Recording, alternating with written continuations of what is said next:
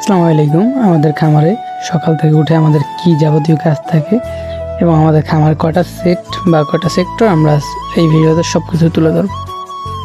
আমরা প্রথমে চলে যাই আমাদের ছাগলের সাইডে যেয়ে আমরা ছাগলকে আগে আমরা ছাগলের যাবতীয় ঘাস, ভুসি, পানি এগুলো পরিবর্তন করে নতুন করে ঘাস, ভুসি এবং পানি দিয়ে আসি।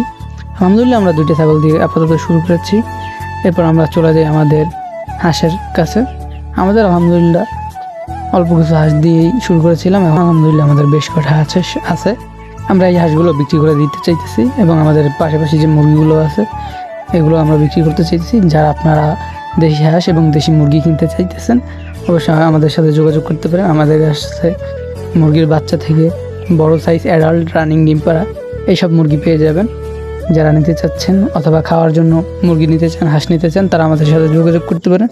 আমাদের কাছে হাঁস পাবেন দেশি।